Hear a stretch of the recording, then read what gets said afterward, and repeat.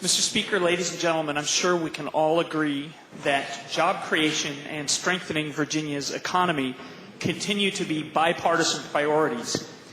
The good news is that we in Virginia have a tried and true model for economic success that has positioned the Commonwealth to weather the Great Recession far better than most.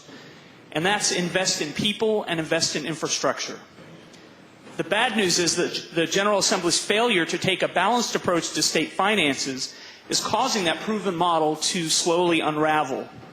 On the infrastructure front, we all know about the General Assembly's ongoing failure to come up with the $1 billion per year for the next 25 years necessary for transportation to protect and improve quality of life and business.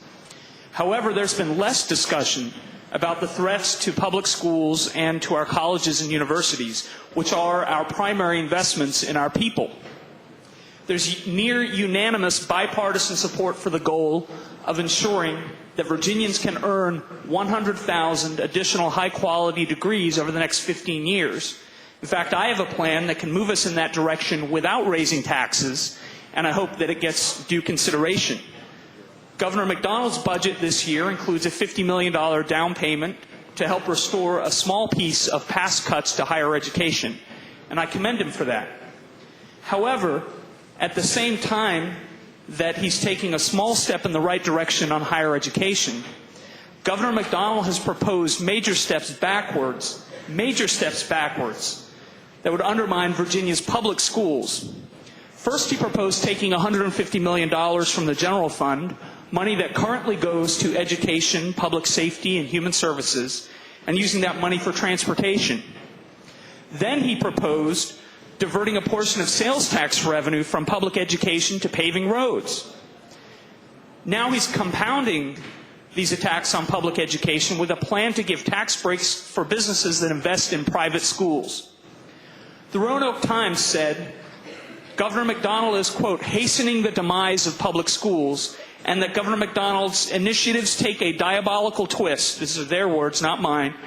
His tax credit plan, awarding corporations 70 cents on the dollar, would lure children into private schools, even though private doesn't necessarily mean better. Perhaps the Stanton News Leader put this latest plan best when they wrote, "We have nothing against competition. It's good for any business. Let private schools prove their value, but don't rob the public schools to pay for them." Ladies and gentlemen, as we move forward this session, let's remember that investing in people and infrastructure will lead us to economic success. Let's also remember, in this year where the Constitution is enjoying such a public revival, that Article 8 of the Virginia Constitution grants every person a right to a high-quality public education. And let's stand against proposals that would undermine our primary investment in our people. Thank you, Mr. Speaker.